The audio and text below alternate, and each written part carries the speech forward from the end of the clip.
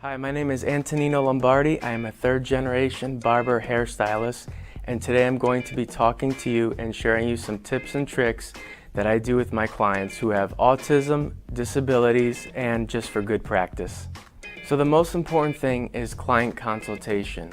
When it comes down to client consultation, you want to ask the client and ask the parent what is it that they're sensitive to, whether it's smell, touch, feel, or any noise. As far as touching them, you want to make sure that as if you're tilting their head, you put the hand on the shoulder and you tilt their head. You always want to make them feel comfortable. Anytime you talk to them, you want to look into their eyes and just kind of guide them on what it is you're going to do, how you're going to do it. The second important thing would be smell. You have to be careful on what kind of scents you're using, whether it's a styling product, whether it's sanitizing, alcohol, or any sort of aerosol sprays. Smell can be known as a sensitivity issue. Third most important thing is feeling. Whether your client is feeling down or feeling up, you always want to put them in a position where they're going to be feeling happy and feel good. And that's when they get a great haircut, is you make them feel good, and that's what it's about. The fourth most important thing in your client consultation is noise. Anyone could be sensitive toward noise. Whether it's your clippers or trimmers, you always want to try it on your arm first, then you can try it on your client's arm so that they know that it's not painful and it just tickles. So always be patient and aware of what you're doing with your client. Just give them the best service you can give them and make them feel good.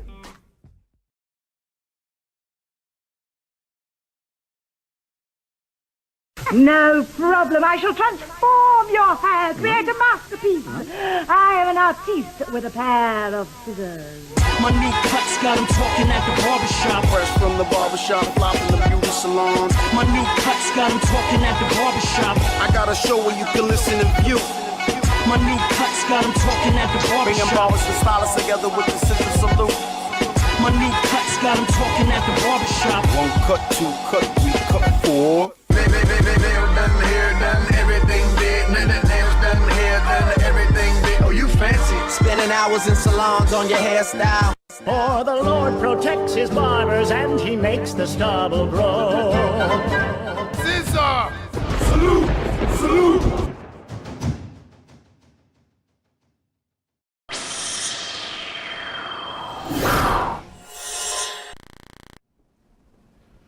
Thank you for joining us tonight. Welcome to the ScissorSalute show. My name is Blaze and Blush, and I have with me to my left is... I'm Dante Stevenson, better known as Dante Financial. ScissorSalute to everyone. And to my right, Blue Blades, New Jersey, New Brunswick. How y'all doing? Barber. Ruben. That's That's his name. They call me Blue Blades, you know. Are you Blades? Thank you for joining us tonight. Eli's not here tonight, so we are going to hold it down. We hope that you enjoy the show tonight, and we're just going to go over last week's show. So we had special hosts and co-hosts, and we just want to ScissorSalute these two ladies. I met them a couple of months ago, and I had the pleasure of interviewing and co-hosting with them both, and they are amazing ladies. So we just want to ScissorSalute both of them for holding it down. And that is Desiree Velez, and she is DESZ_Velez, and she's from Blow It Out Lounge, located in Hoboken, New Jersey. ScissorSalute to New Jersey for always coming through to the show. Both of you are from New Jersey, right? Mm-hmm. Yes. What part? Dirty Jersey, hold it down. Dirty, really? That's what they call it? They do not call it Dirty Jersey. And also Felicia, and she's Styles by Fee, and that's STYLEZ by Fee, FE. So we wanted to salute those two ladies. They did an amazing job, great energy, and we can't wait to, hopefully next time I get to host with you guys again. Also from the Cut Gallery, we had OK Twitchy, who was also cool, real cool personality. He was fun to watch. Dope barber, great personality. So he's definitely gonna just keep going further in his career. Yeah, he did that. That's dope, nice. Right? See you, boy. And he is at the Cut Gallery located in Brooklyn, New York. and I believe it's on Bushwick Avenue. So that's OK Twitchy, and it's OKAYTWITCHY. Did anybody ask him why that's his name? That's a lot of whys, right? Yeah, like what does OK Twitchy mean? I would love to know that. And then also from Salon Mulan, located in Point Pleasant, New Jersey, we had Rachel Bernstein, and she is at Hair Artistry. So that's hair, the letter R, and artistry. And we also had in studio guest the beauty cleaner, and what she does is she cleans barbershops and salons, which barbershops get dirty. That's a smart business. That's smart, right? You're gonna try and steal it now? I see. Hey, yo, Dante, you better check your calls, Dante. You been on the road, Dante. I see you. You're gonna get your Thea to help you clean. Yeah, I got no cousin that bored at home doing nothing. And barbershops and salons get dirty because no matter how many times you clean, there's always hair everywhere. Yes, always. So always. that's definitely a good idea. I don't care how much you sweep. Right. So salute to her. So this week, who do we have? This week, showcasing from New Brunswick, New Jersey, we have RU Blaze. Yo. And calling in, we have Truthful Taxes, John Hernandez at Truthful Taxes. And also in-studio guests, and also showcasing Samantha from Huntington Station, Samantha as Samantha Jean Hairstylist. So we have a great show in store for you tonight. So what's been going on with the BBA? Haven't seen you in a while. I haven't seen me. First of all, I want to send a salute to my oldest daughter because last week she had some surgery because her appendix had bust. So send a salute to her. She's getting better. How's she feeling? Still some pain, but she's getting pretty much back to normal. But besides that, BBA is coming along, man. Like tonight's show, Truthful Taxes. Y'all in for a treat today. What I mean by a treat, because for barbering hairstylists or cosmetologists, the biggest thing is about taxes. Mm-hmm. How do we file taxes? Or not filing taxes. Most barbers and hairstylists don't file taxes. Yeah, so tonight he's gonna show y'all some things. Okay. Some not I don't even say things. He's gonna show y'all some great tips that y'all can that you could use. You gotta excuse me because I don't want to say too much because he's something key to what the BBA is going to bring. So is that something that the BBA will be offering? Would you be offering tax preparers or just like tips on how to file taxes? No, the BBA is bringing everything that as an independent contractor that you should have, like financial guy, accounting, taxes. We're gonna have real estate. We're gonna have credit. We're gonna have credit people. We're gonna have CPAs. We're dealing with a lot. Because being that the beauty industry is not your regular 9 to 5. Y'all basically independent contractors. So we're bringing everything that you would need to build your business or how you want to go in the future. We bring that to you so you don't got to go calling who do I talk to. And to basically get you on the right track. Because I think for the most part, and I'm just starting out, so this hasn't been my experience, but I think for the most part, people have been kind of just winging it because there has been no structure. So they've just been getting by pretty much doing it, however they think is right to do it because there is no structure. There's no union, there's no instruction on how to do these things when it comes to being a self-employed barber or hairstylist. Yes, because for the most part, it's just for pretty much forever. It's just been keep it on the table. But John, he's gonna show the industry. He's gonna show the industry, especially tonight. Stuff he's gonna talk about is very key. It's so key. And previous, I had spoke about it, but he's gonna get in more in detail because that's his area. I'm not the tax guy. I'm more the financial guy. But him, John, That's all I can say. You guys got to stay tuned. Real soon. Okay, That's that's got to what's stay up. tuned. Looking forward to it. So salute to that.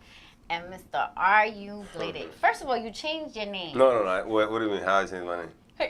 Wasn't it something else before? Well, it was Rue Blades before, That's right? what it is. Rue Blades. Oh, it's still Rue Blades? Yeah. So it's not Are You Bladed? That's the promo pitch. That's the whole Are You Bladed? You know what I'm saying? But Oh, I'm okay, Rue okay. Blades. The whole, you know what I'm saying? Okay, so Ooh, man, okay, so the brand didn't change. Yeah. You just added like a slogan. You know what I'm saying? Like how you got Nike and then you got Just Do It. Right, you know? right. That's how it's So Are You basically, Bladed? you're saying, are you coming to Rue Blades? Bam, you see? Hey, you see? I like it. You see what I'm saying? She get the concept. I need a little, explanation sometimes, but yeah, pretty much it. Yeah. Okay, so how's that been going? Been going good. It's been going good. Just getting merchandise, just trying to get the name out there slowly but surely. One step at a time.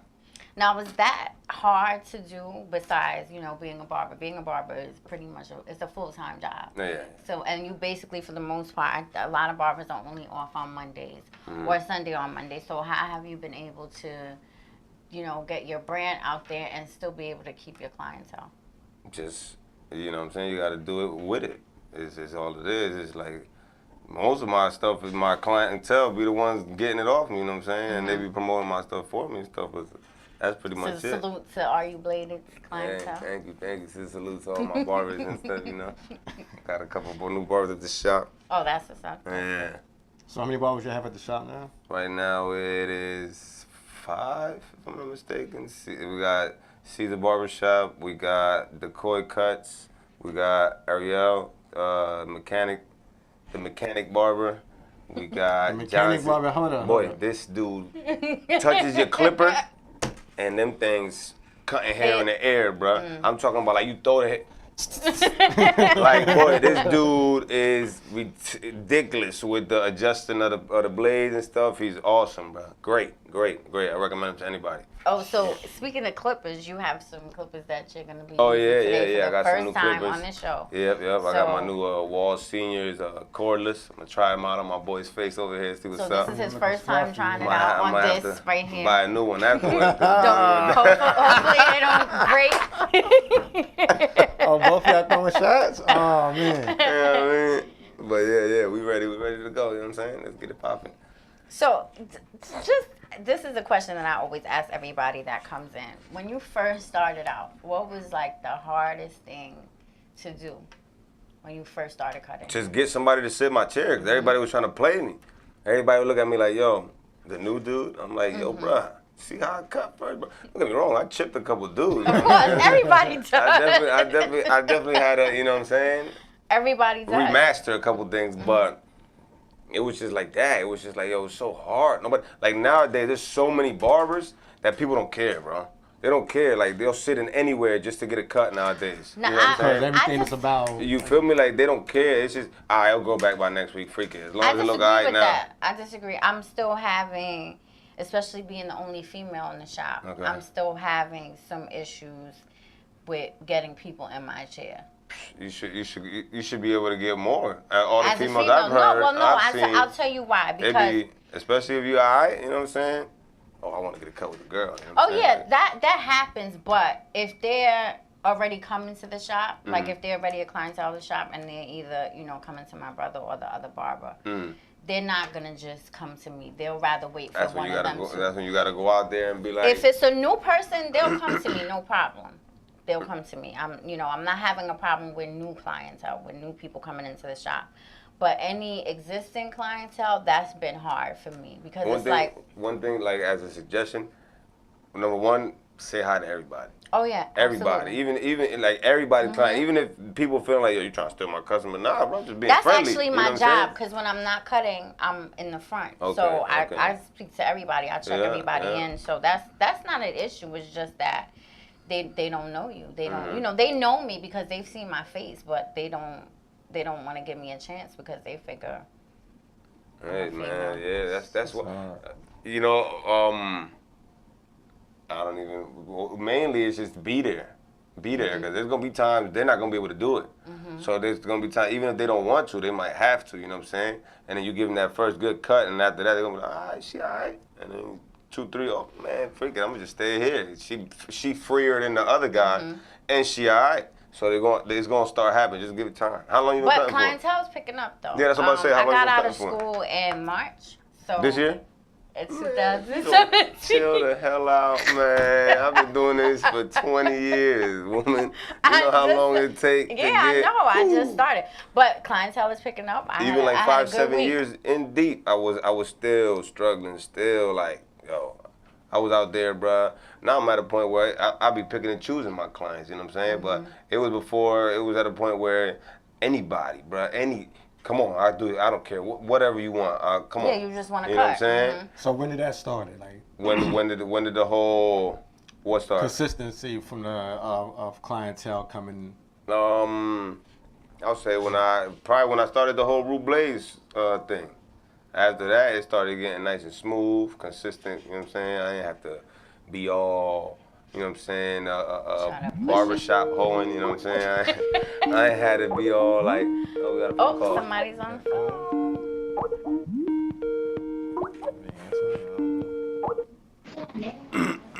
ScissorSalute. ScissorSalute. ScissorSalute.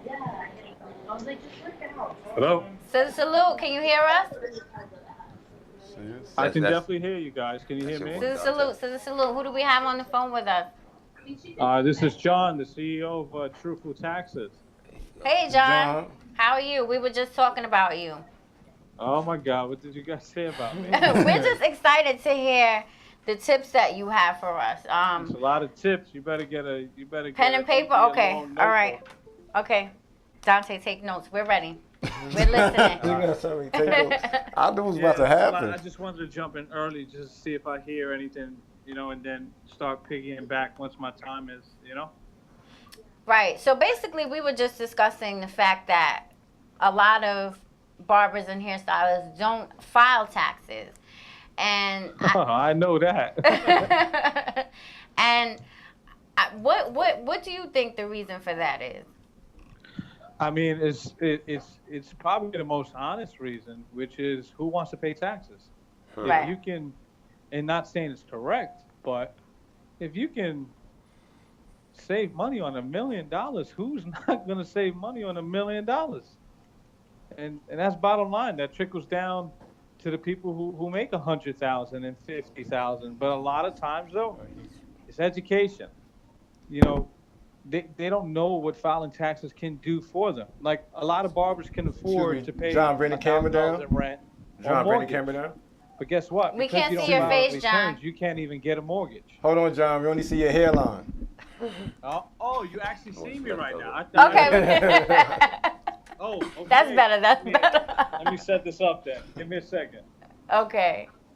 You see me now? Yep, that's perfect. Sorry, we didn't mean to interrupt you. No problem. I'm Skyping out of my office right now. So let me try to set this up a little more comfortable though. So who's on the chat with us? So right now we have Dante Financial. Okay, I know that guy. And Rue Blades. All right, give me 1 second. Let me let me close the door, okay? Okay, no problem. Take your time. Set up a little more. I was trying to jump in just 10 minutes early, but give me 1 second. So how many people are actually going to join the Skype? Just you. So we're just. Okay. Give me a second. This Is there a telephone part where more people are going to be coming in? No, we're actually live right now, so the audience is seeing you right now, listening to you. Oh. Come on, you tell me a lot of people there? It's a live show, people. We always Guys, have to give me 1 remind second you on of the setup. that. I started about 10 minutes early, so. Yeah, no problem. So you Give me were 1 saying, second. obviously, the reason is, okay. You gonna close the door? No problem. 1 second.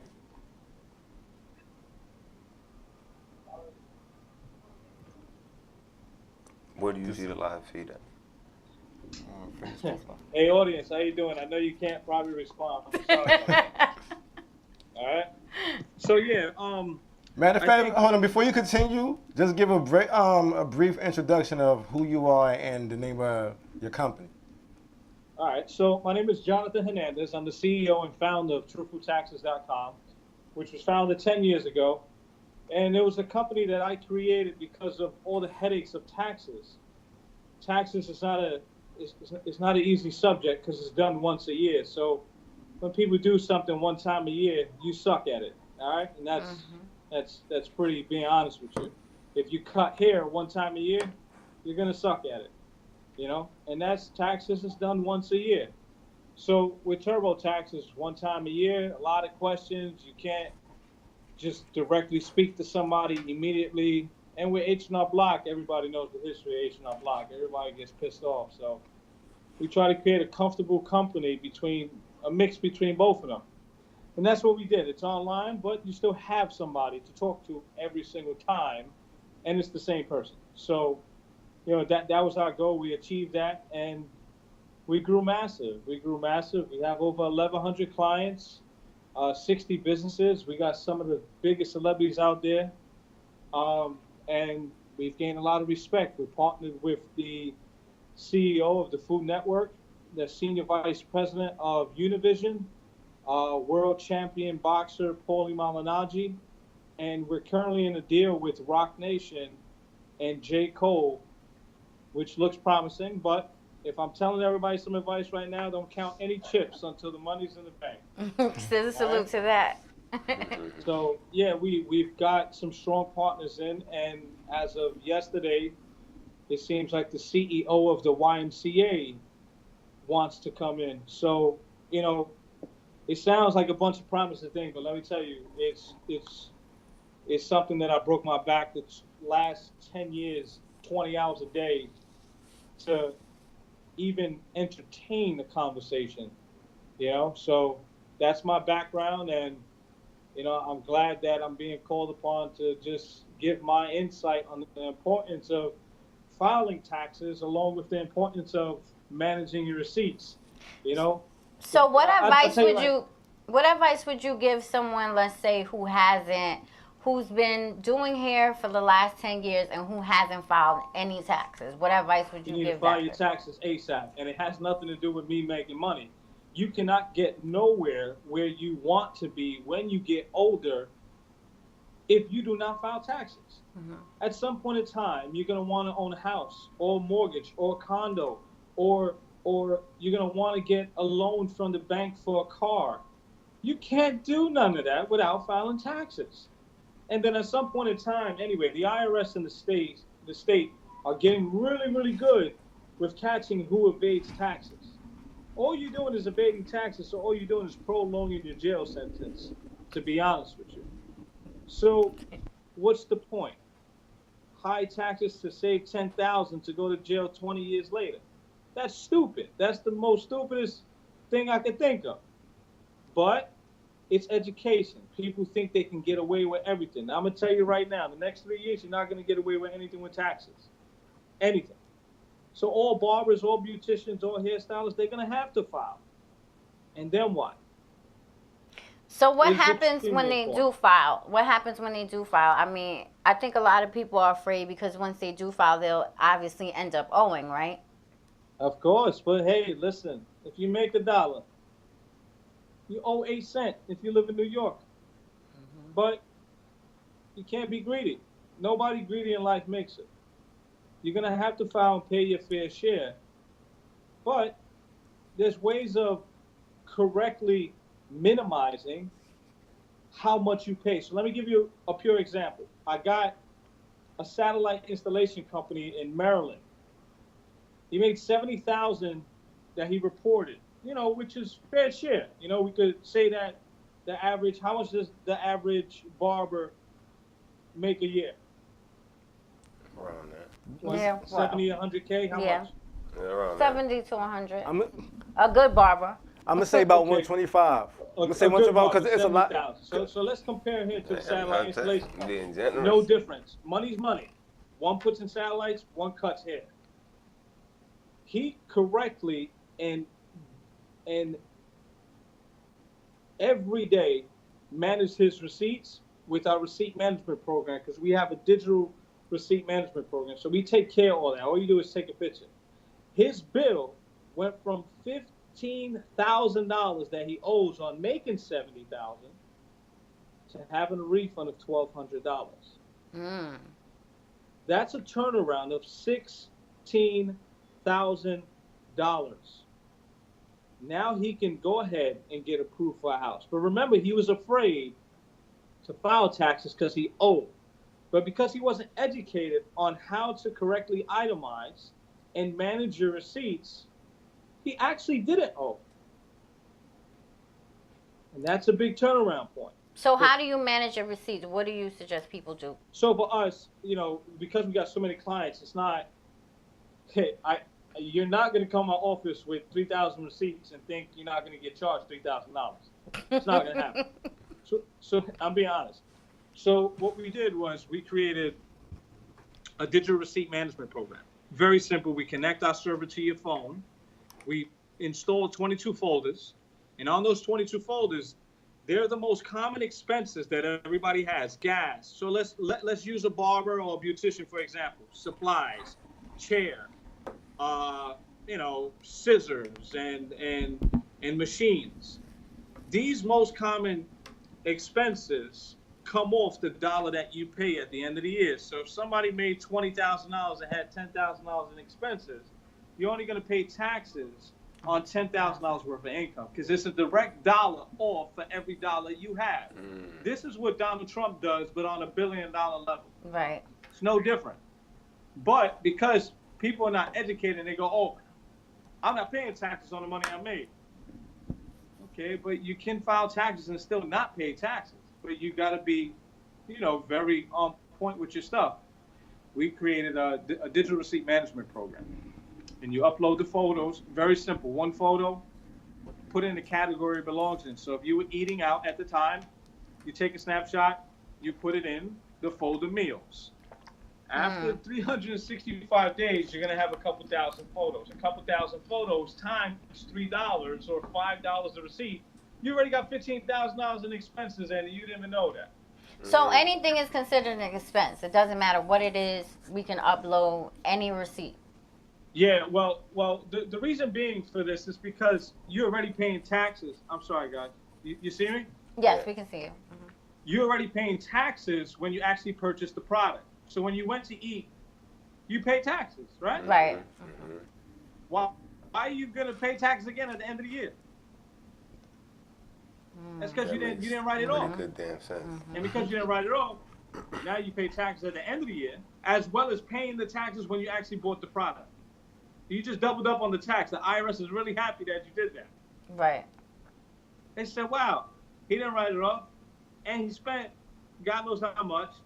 Thank you. I made $2 for every dollar that you didn't write off. So this is why the IRS is real touchy on writing off stuff.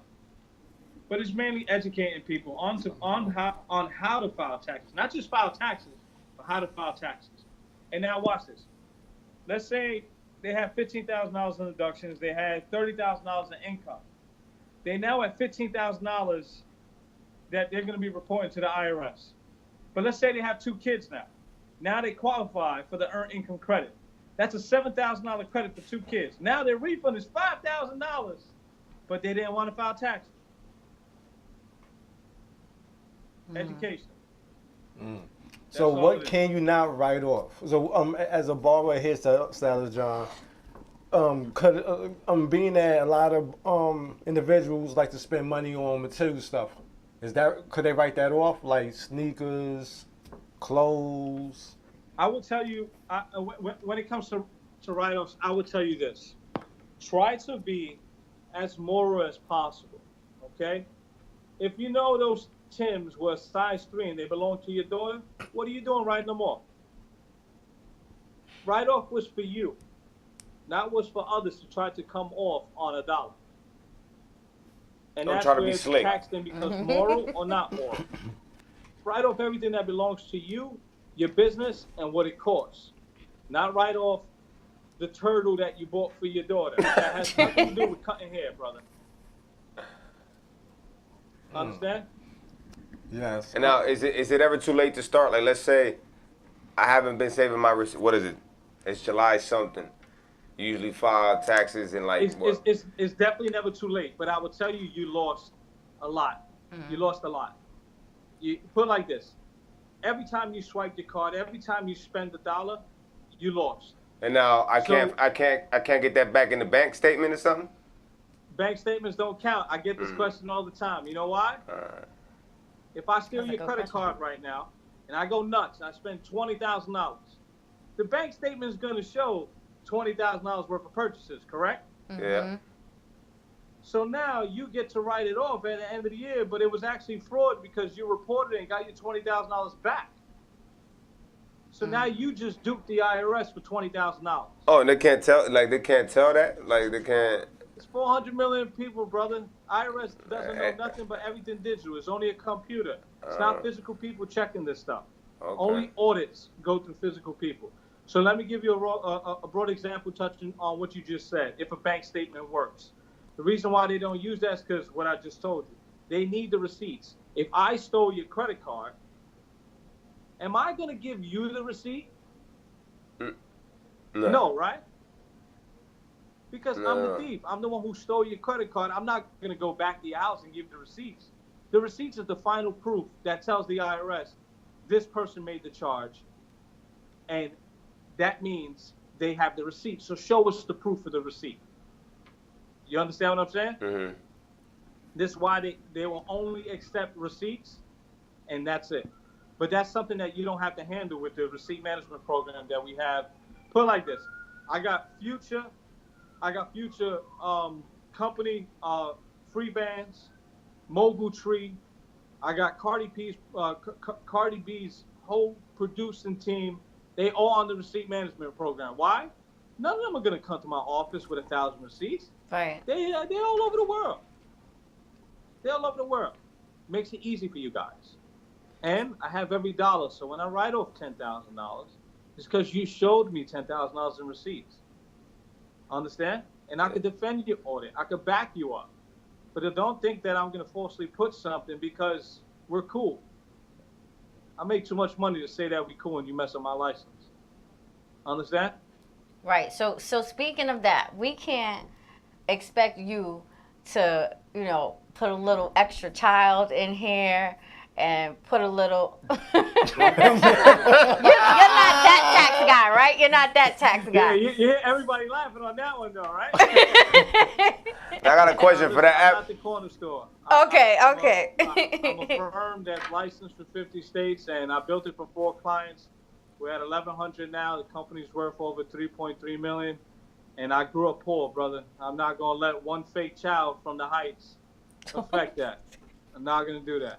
It's not worth it anyway, because every single person who I have heard that used an illegal child or child that wasn't theirs on their tax return has paid close to $10,000 when they actually found that wasn't their child. Wow. It is not worth it. And then what? They suspend your license. They levy your bank account. I deal with that about 30 times a year. So it's more of your call. You want the money now, you're going to get it. But in 10 years, you might be really in a bad position, and then that fucking bill, excuse the language, but that bill's going to come. And then what? You're going to think that truthful tax is going to save your day? I'm going to look at you and say you were stupid. And then you wind up going the right way. You might as well just go the right way from the start. And now for that app, is it an app for the receipt return, or how do you do that? Where you download it from? No, it's never late. It literally, you just go to our website, you go to Receipt Locker Program, and you sign up for there. So it's very simple. Everything that you do with taxes is a write-off. It's tax preparation cost. So no matter what, it's still going to be free for you at the end, whatever the cost is up front. Understand? Okay. But here's the variable to it. If I save you $4,000 a year, would you pay $50 a month for that? Absolutely. Okay, the average person who makes $70,000 saves close to $14,000 a year. Wow. When they manage their receipts correctly. You won't pay $50 a month for that. You're stupid if you don't. And that's bottom line. You're stupid if you don't. So this is a new program that we're pushing. I'm not here to push my program. I'm here to educate you guys on the importance of managing receipts, which directly affects your livelihood as a person on this planet. the dollar that you have at the end of the year that you report to the IRS. And that's what's really important. You can't get a house, you can't get a car, you can't get nothing unless you saved $20,000-$30,000 and bought a car outright. All right, different story. But if you ain't rich, you need a bank. You know? And even when you're rich, you need a bank. You know what? You're right. you're damn right about that. I just came from a big bank meeting today on a guy who makes $3.8 million and he needed another 3. He's rich, but he needed another 3. What he needed, what did I have to produce? A solid tax return. To the T, all his expenses. What do you think is going to happen if one of you guys get rich, if you guys are not rich already? Don't be afraid to file a tax. Be afraid when you're avoiding taxes. If you do not file taxes, if you can see me right now, I'm going to tell you, you're going to get caught. You're going to get caught. So how do we hire you? Hire me. Can't hire me. No. No. You look it. When it comes to taxes, it's always a very sensitive subject. So you go with whoever you want to file taxes with that you feel comfortable with, that's going to keep your information safe. And remember how I just said that. You're talking about your kids' information, your information. It's the easiest industry to lose your life on paper. You go with whoever you feel comfortable with and whoever has a strong credibility. If you feel comfortable with my firm, the way I talk to you today, you literally go on our website, contact us, and you'll be a client next year. But if you feel comfortable with Jose or Damon or whoever, or Jaleesa, who's an accountant, you go with them. But if you ever have an issue, call me. I'll fix that. That's what we do here. Salute to so that. Literally just go through our website. If you ever need to contact me, if you feel like you want to be a client of Truthful Taxes, you go to our website, truthfultaxes.com. You can visit. You can Google us and you'll see. We have some of the biggest partners. Some of the biggest celebs promote us, and it's not because we pay them. It's because I work directly with them, and I say, hey, guy, saved your life this year. Please do out a promo for us. You know?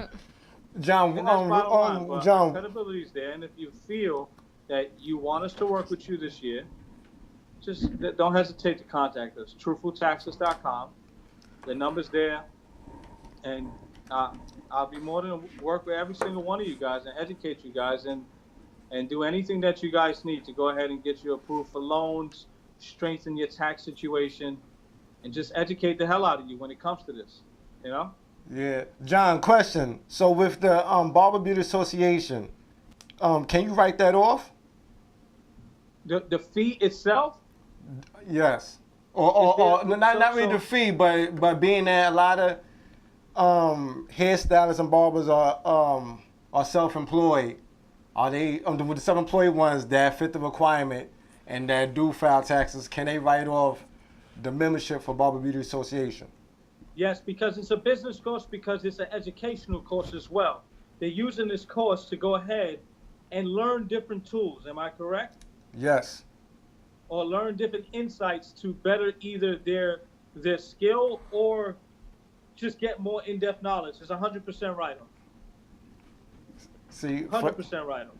Thank but you. If you told me, no, hey, John, because you know why? Because a lot of people that I run into feel that health insurance, it costs too much, or putting away for retirement or life insurance, that costs too much, but not knowing if correct me if I'm wrong, that they could write that off, right?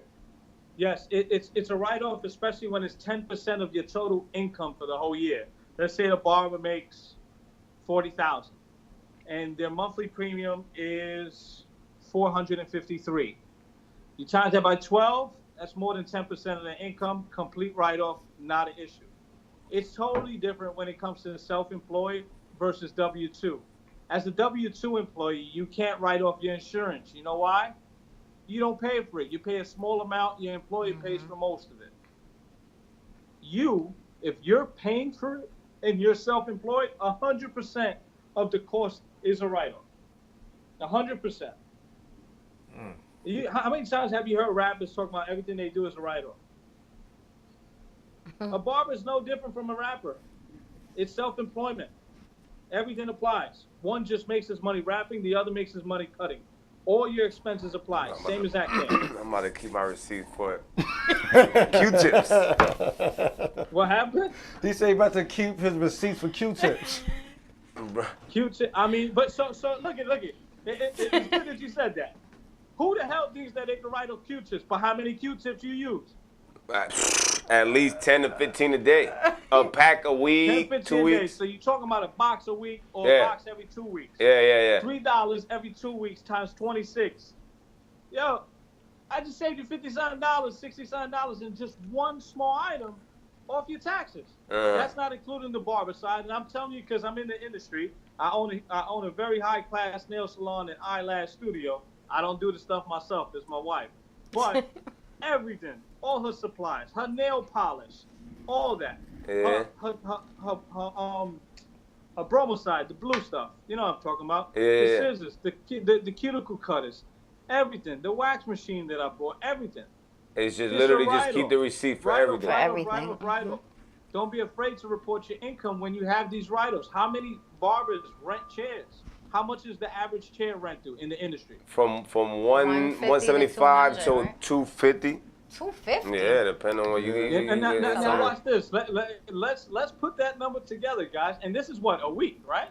Yeah. Like All right, so let's do 200. Let's not do 250. 200 times 52 weeks is $10,400 as a write-off, guys. That's crazy. Yeah. You know, but you don't see this like that. That's crazy. That's how much. Ever really drilled this into your head as to why Donald Trump does what he does? Do you understand why Donald Trump doesn't want to release his tax returns now? Yeah, he makes $1 billion, but he writes off $900 million. So when the whole world sees he only made $100 million and there's senators making more than him, they're gonna be like, this dude's a fraud. But no, he knows how to use the tax system. So, okay, so you just mentioned the chairs. How do you get a receipt for a chair? Does it have to be, can it just be like a handwritten receipt? That's something that you're really going to have to be on your landlord or whoever owns the shop and be like, hey, you got to give me a receipt. Or at least write them a check. If you're not going to write them a check, write a handwritten receipt, something. Or a money order, pay a money order or something like that. That you can have. Well, listen, the guy who you're renting the chair from is not going to say, I'm not writing you nothing. Right. No, you're collecting money, man. I'm just asking for some weird receipt. I don't care. It could be a Barbie receipt. What if send me the receipt? Like, let's say I take a little notebook, and then we both write the That's date, fine. You can get the cute time, little dollar store notebook. That works. and both our signatures. Well, anybody can sign that. And you want something at least to give you some sort of defense if it was to happen that you do get audited. But I have no afraid. Listen, we handled 81 audits and passed all 81 audits last year. Why? I only submit whatever you give me. So if you put a horse on there, I'm not going to put a horse. But if it was legit, I'm writing it off. Okay. Understand? So basically, the moral of the story is keep all your receipts and just, if you're using the system, upload as many receipts as you can. This is the reality of receipts. Every barber, whoever's listening right now, 98% of you guys are not saving the receipts the way you're supposed to save the receipts. You're not putting in the binder every day. You're not putting the tape on it. You're not adding the sheet to get the total cost of each and every subject, meaning supplies, rental, this. You're not doing that. What about travel? So because you're not doing that, we do all that for you. And all you do is take a picture. If you could go to Instagram and take a picture right now for free with a pair of new sneakers on, and I see that picture and you didn't upload no receipts, we're going to have a problem. Because you can post for free on Instagram to look cute, but you can't upload a receipt that takes 4 to 5 seconds that saves you $100 if that receipt was $100. That's nonsense, guys. True indeed. What about travel? Like you spend a certain amount of gas. 100% write-off, especially these events that Dante educated me on. All these seminars and stuff. Literally. So very simple. You book a flight. it comes to your phone as an email, right? Mm-hmm. Says Santo Domingo, $800, right? You take a snapshot of it. Everybody knows how to take a snapshot, right? Mm-hmm. Take a snapshot, you upload it to our server, we get it that second, you're done. That's it. After 365 days of different receipts in different categories, I now have the full picture and the total expense of all your expenses for the whole year combined. Now, you made $70,000, you had $20,000 in receipts, you now get taxed on $50,000. You just saved yourself $10,000. Most people don't got $10,000 in their bank account. That's definitely That's factual. a damn fact. Mm-hmm. Yeah, a lot of people are quiet, and most of the people are quiet. They're like, damn, I got to get on my grind again. You know? We have to start saving receipts. It's funny because I just bought a new pair of clippers the other day, and the supply guy's like, you don't want a receipt? And I was like, no, that's fine. I don't need one. They're not asking you that because they want to be nice. They know that most businesses who are really on top of their stuff is going to write it off. Right. If I buy bubble gum for next door, I'm writing it off. I'm like, because the last thing I want to do is give $1 back to the IRS. My bill this year, one of my bills was $27,000. And that's because I reduced it by $300,000, guys. Wow. You know what I said? Damn. I reduced it by $300,000. You know how? Writing off everything that I can write off. Because I already paid taxes on that money when I purchased the product. When I purchased gas, you pay taxes on the gas when you purchased it, right? Right. Mm-hmm. What the hell you didn't write it off on? Now you got to pay taxes at the end of the year on the money you didn't write off. You stupid. Right. You just got to be really on point. The good thing is that the digital receipt management program works for everybody around the world. We never have to meet. It's a flawless system. You get a report at the end of the year of each item. You even see where your heaviest expense is, and then you're going to go, damn, I spent $9,000 on food outside. Sheesh. You know where you can pull back on. You understand? Right. But at least now I can defend you in the audit. If the IRS says, we want to see all $17,000 worth of expenses, I go, yeah, here's the binder. Take care. Call me when you're done, please. All right, cool. My address is this. Send back the response there. That's it. You're done. But once you go ahead and make $70,000, you don't report shit, you get a $15,000 bill. Most people don't got $15,000 at the end of the year to pay that. That hurts. Right. I'm sorry, but if you save $10,000 a year times 4 years, that's your kid's college. Guys, think. Mm-hmm. So we learned a few things from you. First thing is, so first thing is keep all your receipts. No matter what it is, keep your receipts because you don't know that you can't write that off. And according to you, you can write pretty much everything off. According to me, you're self-employed. So you can write bubble gum off. You have to be moral, guys. Remember when I say be moral. Keep your receipts, but if you know it had nothing to do with anything, guys, don't write it off. It's not that serious. Your daughter's boots has nothing to do with being a barber. Right. All right? And then the second thing is, no matter how long you've gone without filing your taxes, it's best to try and file them ASAP because the longer you wait, the more problems you create for yourself. It will. So let me give you a example of this corner store that try not to file taxes. They came to me, busting through the door. Hey, we need your help. IRS just said, I need to file 5 years. Damn, you haven't filed in 5 years? Guess what?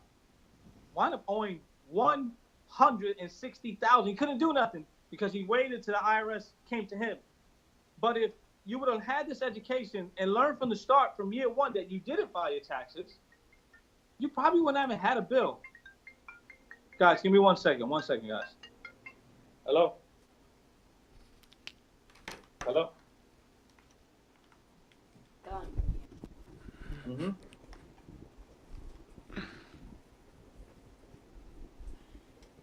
We learned a lot today, people. I told him that I'll leave it for them tomorrow. I mean, later today when I get in, she has to wait till about 9. About 9, because that's what time I'll be back at the door. this All right. the industry. All right, about 9 though for sure. No problem. Sorry, guys. No problem. So I'm pretty sure there's a million questions out there. So what's another question somebody asked? Can you write off your car note? Well, actually, the car it's a whole different worksheet. It is 100% of it is a write-off, but you don't get every dollar back on a car. It's called a standard mileage deduction worksheet. So for every mile you drive, the IRS is going to give you 25 cents for that mile. Yes, 25 cents, because cars depreciate. So they take in the factor of the depreciation and give you 25 cents per dollar of that appreciation because of the mile. So you know how you have 1 mile is worth a lot more than having 100,000 miles? Same thing. That's why they do that. So they give you 25 cents for every mile that you write off. Your car note. So you have a standard deduction worksheet, and then you got an actual expense worksheet. Most of the time, you should go with actual expense because your car note, $400 a month. You drove 15,000 miles. Divide that by 0.25. You had $6,000 in gas costs. You had $4,000 in car insurance. You now just spent $20,000 on your car. But you didn't write it off. So now you're paying even more because now you already paid the taxes on all of that. My car is my heaviest expense, guys. It was $37,000 alone last year. A car, guys. There is so much stuff you guys need to learn on how to benefit from the tax system. My kids' colleges are already saved because of the tax system. I didn't put $1 in there, guys. $1. You can either put that money away as refunds that you get, or you can either save that money to put your kids through college in 4 years alone, being self-employed. And it starts with your receipt, guys. And a lot of people don't want to spend the time to save the receipts, but when you show them the overall result at the end of the year that they saved $14,000 on somebody who made $70,000, they're shocked. They're disappointed that they didn't do this the last 10 years. You know? Yeah. Any questions? Any more? Wow. I think that's just about it, John. Thank you. Woo. No problem. Woo. No problem, That was guys. some great Listen, information. I thank you guys for letting me come on the show, number one. Number two is, listen, protect every dollar you ever made. You know, just be more educated, just as hard as you took to go ahead and learn what you learn in your profession. Be very smart about your finances. That's going to make you or break you. Now, I say 80% of relationships fail because finances are not straight. Get your finances straight. If you're self-employed, you really need to get your expenses straight, and you'll be really, really good. You'll be really good as you get older, and it will teach you a lot about becoming self-employed and an entrepreneur. You know, so just be really vigilant, and I thank you guys very much from my company and I on joining in, and whenever called upon again, I'll be glad to dial in and feed you my 10 years of knowledge without no charge. Don't worry. Thank you, John. Right. For everybody out there, give them your contact information and Instagram. Yeah, my Instagram is truthful_taxes. And my contact information, you can reach me at customer service at truthfultaxes.com. And our cell number and office number is 201-268-9472. Right now it's the off season, so we pick up from time to time on that. We answer our emails every single day. So the best way to reach us right now during the off season is customer service at truthfultaxes.com, and we respond right away. We'll handle everything you guys need to handle. We'll save your life, trust me. I'll save some of the crazy biggest celebrities out there. I'll save their life. Trust me. I won't mention their names, though. They're good people. All right, guys, take care, okay? All right, thanks, John. Salute. No problem. Talk to you It was a soon. pleasure, guys. So we learned a lot. That was a lot to take in, but it was valuable information because most people don't know these things. Most people don't know that you can just write off. Oh, we have another call. That was quick. ScissorSalute. ScissorSalute. You on the line? Who's calling? I guess they hung up, LA. They're not saying, they're just listening? They're just creeping on the ScissorSalute show? We can't hear you, so please call back because we either have a bad connection or you can't hear us, so please call back. LA, I think you should hang up. So whoever that was, please call us back because we didn't hear you. But, so most people don't know what not to do because we're not educated in taxes. We're not tax preparers. So we don't know that we can save receipts that, we use to travel. If we fill our tank with gas, we don't know that we can file that as a write-off on our taxes. And if we're eating out, the average person doesn't know that that's considered a write-off. So moral of the story is keep all of your receipts. If you haven't filed your taxes in years, do so ASAP because, like John said, it is a serious offense and they will be coming looking for you. So it's best that you do that now. I know it's scary. I think I remember one year I didn't file taxes, so I was like afraid that I was gonna end up owing a lot, and I actually didn't end up owing much at all. I didn't owe anything. I got a small return. It wasn't as big as it usually was, but I didn't owe anything. So we have Rue Blades and Dante on the stage, and he is using a wall clipper for the first time. I'm not sure which one. Oh, he said the wall seniors, the wall cordless seniors. So he's gonna let us know what he thinks about it. Basically, he's gonna give us a review on the show. So of the clippers, and hopefully Dante's beard doesn't mess it up. We can't hear you. So while they're preparing, I have my girl, Samantha Jean, with me. So good to see you. If you're a fan of the ScissorSalute show, then she's been on here a couple of times. But a lot has changed since she's last been on here, so we're just going to catch up on what she's been doing lately. So, what's going on, Samantha? Not too much. Same old. Just doing as much hair as possible. And I hear you doing amazing at the barbershop with your brother. I'm trying. I'm definitely, it's definitely been an experience. Like Ruben just said, it's not. He's been doing it for 20 years, and he said that he struggled for the first 5 to 7 years. So I'm definitely, hoping that it doesn't take. I can't wait 5 to 7 years. 5 years doesn't. I don't have that. We don't have time for that. I think I would love to talk with you about things that you're doing to drive people into your chair faster than 5 years, because I think that it really can happen, and I think that it's a little bit of a progression. It is.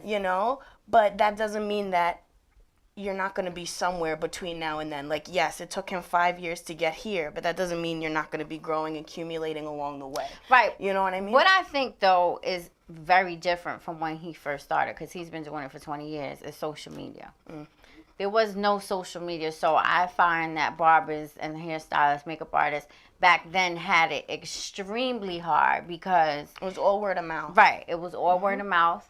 It was all your reputation that you base your clientele on. So we didn't have, now a picture can easily get you a clientele, even if you're not that great. It's but true. if you have a great picture, it can easily draw someone into your shop. So we're in a totally different era.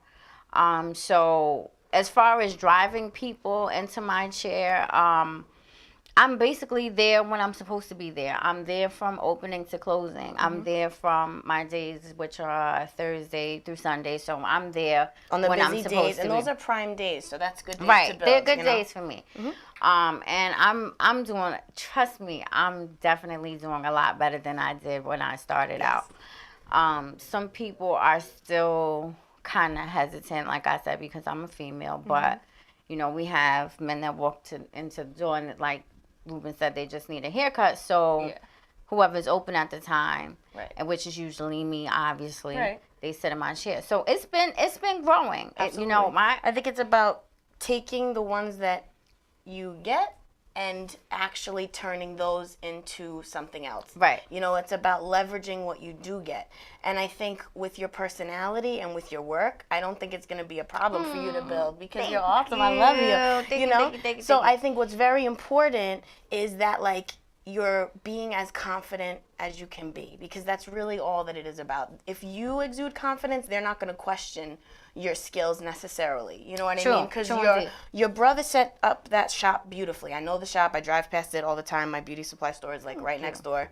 That shop is beautiful. So the clients are going to go in there and know, chances are, if a barber's standing there, they're not going to be a piece of crap barber. Right. They're going to be a good barber. So if you have the confidence, they will feel secure. You know what I mean? And I touch my clients. Like, I don't be afraid to, like, put my hand on them. Do things that make them feel assured. Like, there's physically things you can do, and there's verbiage that you can use to make them feel more comfortable.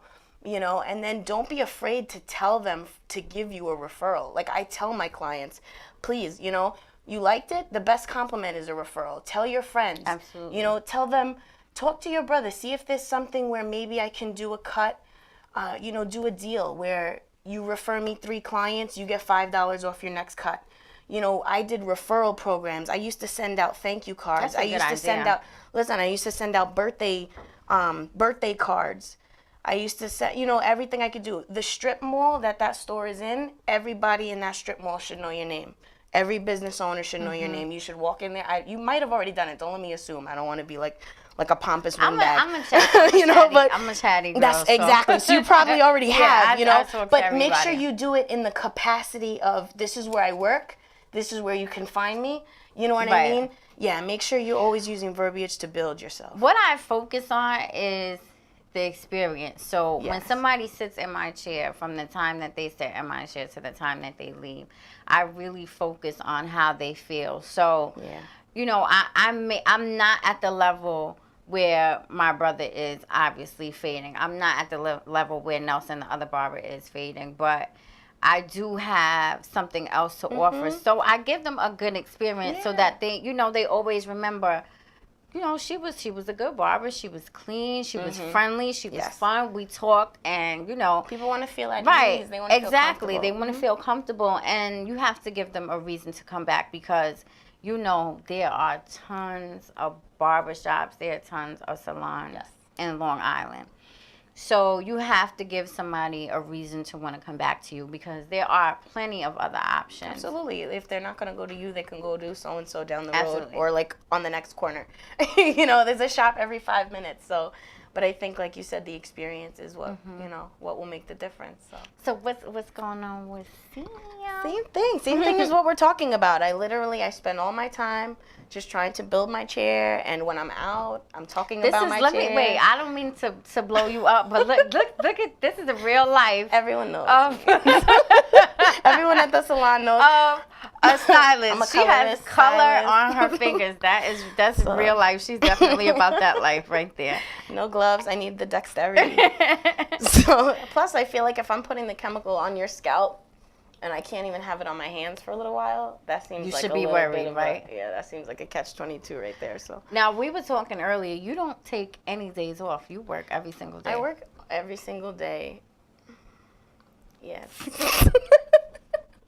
Yes, I do, because we have to work while we're young, and as you know, thankfully now we have people like Dante and our tax friend John and these other people that are going to help us, so we don't have to work every day. Get it together, yeah. You know, true. we can actually, you know, work with intentions of living a balanced life without working with intentions just to work. Right. I think that's like the definite plus of the BBA is that it's going to give us the type of structure that corporate jobs have. Absolutely. Because when you're self-employed, you don't have a 401k and you don't have insurance, you know. Right, necessarily. You know, unless you work at a corporate salon or a corporate barbershop. Right. You know. Otherwise, you have, you know, basically whatever you have is what you have. Absolutely. If you're saving, you know, there's no 401k, so you have to save your money. You have to be kind of disciplined with that. So that is the good thing about the BBA, is that it's definitely going to bring us some structure. It's going to bring us the benefits that corporate jobs have. Yeah, absolutely. And we need and it. the validation as our, like, for our trade, like no parent would ever be ashamed of sending their kid to like trade school to be an electrician or a plumber or, you know, HVAC. They always speak of that with pride. Like, oh, my son is an electrician, my daughter is this and that and the other thing. But then the minute somebody says, oh, my child's going to go to hair school or my child's going to go to barber school, or, you know, it's always very negative.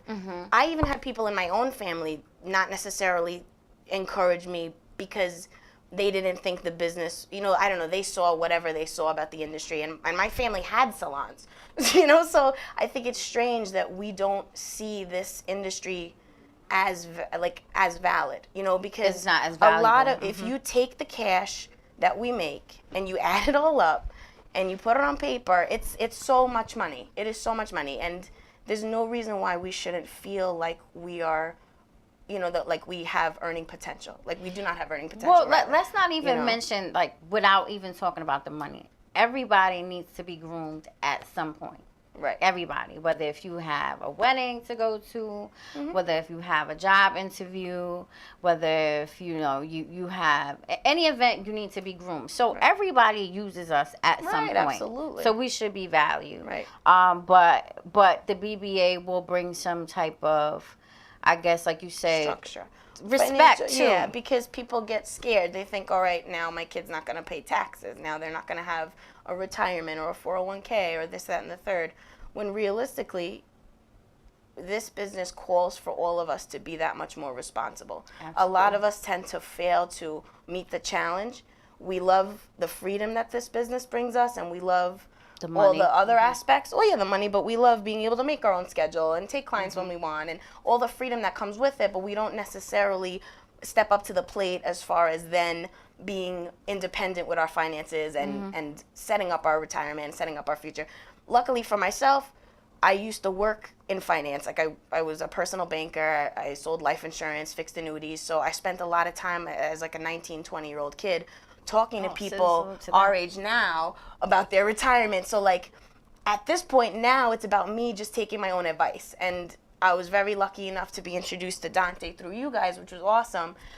So, you know, he was able to help get me back on track rather, as far as, you know, getting myself in some type of a financial vehicle where I can have, you know, tax benefits and triple compounding tax, you know, things, and all these different things where I'm able to improve my financial situation. So you've seen, you have a personal experience with Dante. You've seen the benefits of it. Yeah, absolutely. And I think what's cool about it is, like, I'll be honest with you, you could go, I don't know if hairstylists even realize this, but any bank you go to has a personal banker there that will advise you on what to do. The problem is that person does not necessarily know the industry that we work in. Right. What's important with Dante is that he's very well versed in our industry and how our finances work and how our mindset works, as how our flippant we are as far as right. keeping our, you know, receipts and these things that John was just touching on. So he's going to be able to put it in terms that we understand and that work for us and work for our lifestyle, you know, and you know, how our finances really function, you know. Because it's all well and good to say, oh yeah, save your tips, but it's another thing to put it into practice and to be, you know, to set it up. Exactly. I think that's a very good word. It is about discipline. So absolutely. So that's definitely a positive thing, is that you've used it and you know that it's worked for you. So it'll definitely work for everybody else. So we're excited about the BBA. We can't wait till it gets rolling, where everybody can enroll and start reaping the benefits of it. So, Rue Blades, did you use? I wasn't really paying attention. Did you use the clippers?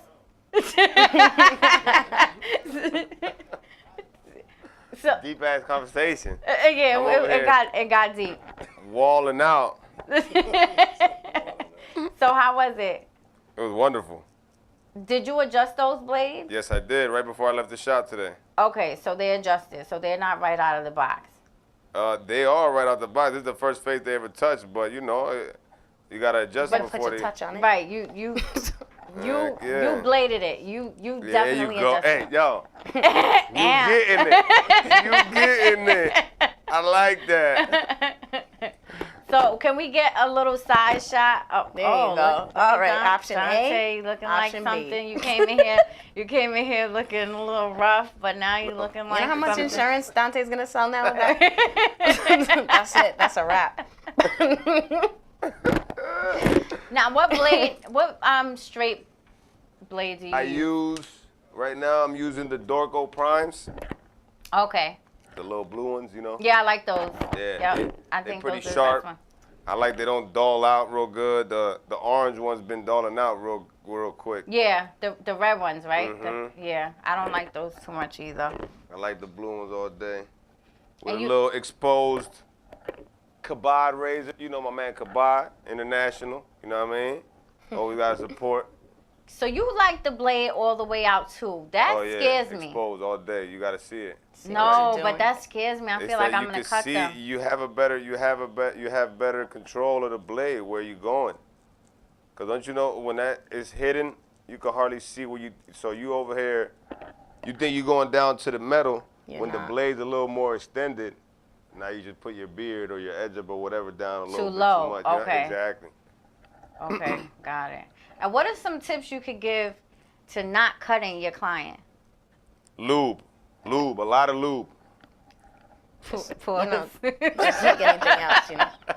A lot of water, a lot of lubrication. I like A lot of using, shave gel. I like using the Elegance gel. Okay, you know, a lot of it's real shave good. gel. I like also the gummy gel's good. Okay. That's it. Keep the questions coming. No. You're. Oh no, I don't have a question. Not an appropriate question. Having some So are technical you you took down his No, I baldy left already? the beard. I left the beard the same length. I just faded out his sideburns, cause he got the baldy. So you know, I don't like that whole blocked off look straight with the Right, baldy. right. I like faded out. Gives it a more natural look. Yeah, most. What's the most popular style beard that you're seeing lately? The thick beard. The thick Rick Ross beard. Yeah, all that skinny chin strap. If you 13 and you got a little buzz and crap, but grown men ain't doing them nowadays no more. Do you use enhancements at the shop? No, I do not. Is I that- use them if somebody asks me, but I Okay. don't use them per se like on some. If my cut is sharpest, that's all blade. That's no Right, no. dyeing, none of that. No, and I get that, because a lot of barbers don't like to use it, but I feel from my personal experience is that they want it. The clients want Well, like the enhancements. Beijing and all that? Yeah, they want Beijing. Some, me just say, you know, like, the ones that they're getting older and they missing that little spot. It was Right, just a little bit touch up in the all beard. right. Right. It's all right. Or if they're going gray, or if Well, that that's the thing though with the Beijing, you can't put that in their hair because the Beijing, if I'm not mistaken, from my understanding, is like a metallic based dye. So if they were then to go over it with a Just for Man or something else, it could have a contraindication in the. Well, no, they in the don't go chemical. over it with anything. They just use. But I mean, another time, like let's just say they put it on, right, and then that grows out. Now you have Beijing on the ends, but you have root. If they go in at home with something and it touches that, like I can't promise that that's not gonna be bad for them. You know what I mean? Like I don't encourage. I like Beijing in the beard, like he said, if just to touch up a patch, if they really can't grow it and it's messing up the whole thing. But like it's not a hair dye, and I've seen some barbershops use it as like a hair dye. That's a bad idea. They should just. So give them wait, my it's phone not a number. dye because I out used to take use care of Beijing it. to dye my hair. I would Hairline. no, your hair? Oh, girl, please. Yes, when I No, you when know where I, my barbershop number is. I will take 59, care- no, number Lord 59. Jesus. When I was jet Jesus, black, take the I wheel. used number 59. But it says hair dye on the box. Yes, it does. It absolutely does. So they're lying? a lot of things say a lot of things on the box. Wait, okay. So please, so please tell me why I just Beijing isn't a dye. You're a colorist, so you know why. I just did because it's not I can't, like, all right, so for example, when I go to pick a color off the shelf, like, I know what's in there. I know that it's either got ammonia, no ammonia. I know if it is vegetable-based, if it's oil-based, whatever the case may be. When you have a Beijing type of dye, and even I think just for men, sometimes they use there's metallic base in that dye. So it can actually, I've seen situations where Man, listen, I had a someone, client- like henna, like even henna, like I've had situations where dye went on henna and there was like a heat reaction so hot, their hair like melt off. What? I'm telling you, like you do not want to mix. That's why like people that do their color at home, you never know really what you're putting I had a client on. that used that Beijing stuff, and he had to go to the doctor and get a See? whole shot in his butt and all Thank that. you. because What? He had Thank an you, allergic Ru- reaction. He had an allergic reaction. Okay. Yes, yeah, because it's very, there's a lot of different chemicals in there that, I mean, not that it's not safe, it's safe, but it may not be safe to mix it with something else. And once you send people home, they're don't just know going what's gonna rogue. happen. They That's don't know true. what. But with any color though, aren't you supposed to do like a test? You're supposed to put a patch test, yeah, patch test or even like a strand test. Oftentimes people don't do this, but you're always taking a chance. I actually had a client have a chemical reaction, an allergic reaction, because I've been doing her hair for years. Because I did her hair before, I even started doing hair full time. And all of a sudden she started to have a reaction, and she went to the doctor and it was something that she acquired over time. And I just switched, I switched the product. Right, It's so fine. she just became allergic to it out of the blue. Oh, yeah. And sometimes with the allergy, the client you'll think the client's fine, but then they'll come back the next day and be like, oh my God, I'm all I have a rash or I have whatever. It doesn't always present itself immediately. It's not like they're going to go to anaphylaxis. I've touched so far. It's going to take like a day. Because all these is plastic. Right. Okay, that's This good. is See, straight I feel like I need Feel like you to can take feel a it. cosmetology course Even- just for that, just to Do learn you have, color. because you have barbering only or you have cosmetology? Well, New York isn't a dual licensure, so if you don't have you don't have to have a cosmetology license in New York, Right. to take barbering. Right. Like New Jersey is You have to dual. Yeah, you have to take, right? Rue? Yo, what's up? When you go to barber school, you have to take cosmetology too in Jersey, right? Yes, I hate it. You're going to blow my But hair out? I heard supposedly now there's barber school where it's just straight barber. Like, I think you could, like, in New York or somewhere. Well, in New York, it's Swear to only in New York you can take one or the other, but Jersey, I feel like all the other states except for New York, you have to take both. Because every other state has more than we only have 500 hours in New York. I heard, man, I Oh, forgot. for barbering, what you it only have was, but in 500? Colorado 500, it's which is crazy. not, I'll see. I'll tell you, it's not enough. not a 500 lot, hours 'cause- is not Something enough like that. for you to learn what you need to learn to prepare you for the shop. You definitely need, I think, at least 1,000, because Yeah, 500 that's what hours it is is for about 4 cosmetology. months. Yeah, cosmetology. You should take about, because, well, I guess they don't. Well, think about it, because barbering, you're pretty, not to say, but like, you're straight cutting. You know what I Right, mean? you're not using chemicals. You're not Never, supposed to. Ever. Have Right, I so- used a chemical besides maybe a little Beijing? Right, and then- color. Right, you're No, not that's using. beautiful. What do but I need still, to learn how to use rollers? Why do I No, need to true. do finger waves? Because I don't do I none of need that Rue, crap. I'm gonna tell you right now because I need a little wave. That's why. Because I need you to blow my hair out. Well, but I don't do females. Well- so you can come in the barbershop all you want. I'm gonna be like, I'm sorry, lady, but I can't help you. I'm sorry, ma'am, but I can't finger wave you with your edge up today. Man, I'm listen, sorry. What they need to do is like this. Have you ever been to like a GED program where they give you that first test, and if you pass it, they just be like, here, man, take it, keep it going? Yeah. That's how they should be for like hood barbers, you know? Yeah, no, see, Barbers that learn, we're trying to learned on get their rid of own. hood You know what barbers. I'm saying? Like you learn on yourself. Rue, you're Just missing come the and point of take the a test. program. You got 10 points. You know what I'm saying? You shave, fade, a blade, scissors. If you pass them all, here's your license. Keep on with your life. You know what I'm saying? Like, why I gotta take a whole year of my life to come? Yeah, I understand. Yeah, the whole, cause I did it and say it was all that, but. Bruh, I've been doing this. Well, see, Like, that's how I felt about I don't hairstyling. need to Yeah, prove for this to you it's nobody no different more. because you had already been cutting hair.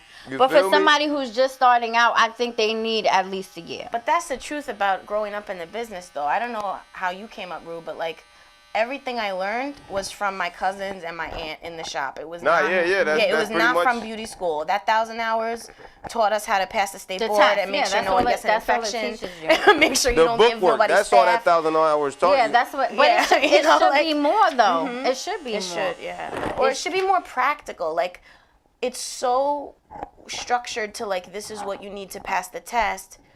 And And you half know, the things you need to pass the test, you don't even use. Right, in the shop. Which, That's all right, true. that's given. That's like high school.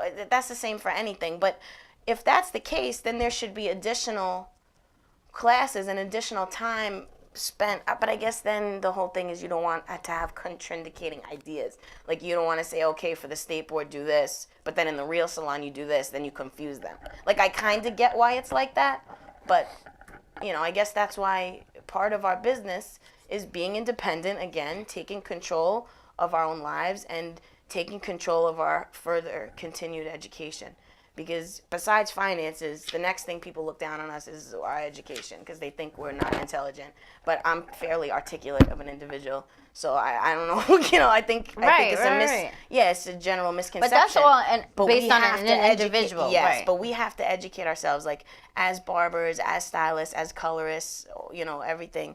There's so much out there for us to learn. Like, every day I'm trying to learn something. Every day I'm trying to take a class, you know, and I'm not talking about YouTube class, not to knock YouTube, that's great, but I want to learn from a professional that's been doing that 20 years more than me, not somebody who just taught themselves and is going online to show us. You know, because I've seen tape and extension tutorials on YouTube that are wrong. So if you follow it, it's wrong. You're going to rip clients' hair out. So, and I mean, it's if you go on YouTube, you're taking a risk. It's not necessarily a real, unless it's like an educator or somebody that you know is giving correct information, you're taking a chance. So I pay for classes. You know, all these things I'm sure can get written off, right, Dante? Give me a nod. Yeah, yeah, we confirmed that. That was Right, so, confirmed. yeah, it's amazing. Yeah, education can be written off. Yeah, it's the most important thing for us to Education, keep educating. inspiration. That's right, Rue. I love it. What's the third one? Wait, it's education, inspiration, and Information. There information. it is. Right. We learned a lot about taxes today. Yeah, we sure did. We sure did. So speaking of education, how important is it for you to always remain teachable? Like, as Oh much God, as you to know. be receptive is so important. To be receptive, because what I find is, like, I can tell someone something, or even I can try to learn something, but if I'm too busy already trying to think of a response, or even if I'm too busy saying yes, like, you could be telling me something and I'm like, yes, okay, like, you're still not even really receiving everything. In order to receive information, you have to completely just be open and not worried about what you already know or what you want to explain next, you know.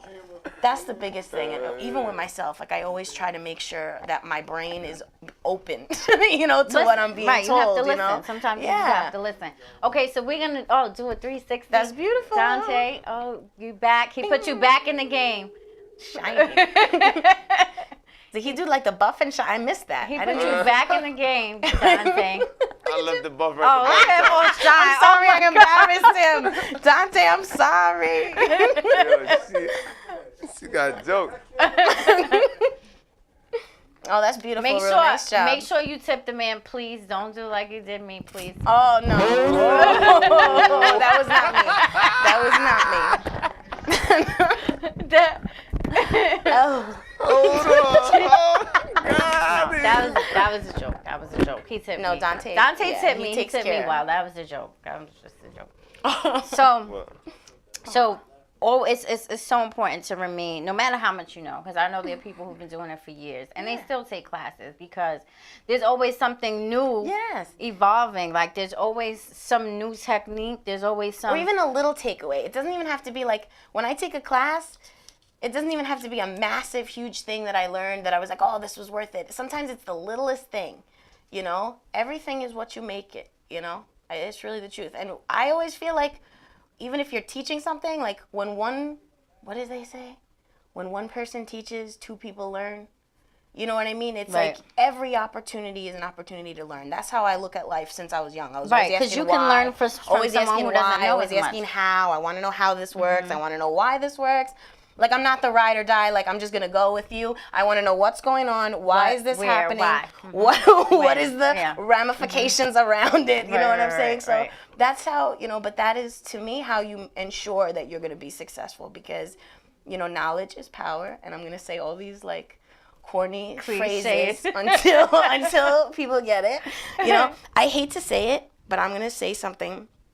There was a girl in one of the salons I was working at, and the owner of the salon asked me to show her something, and I could not even get past like 2 seconds of trying to show her, because it was like, I was like, all right, so okay.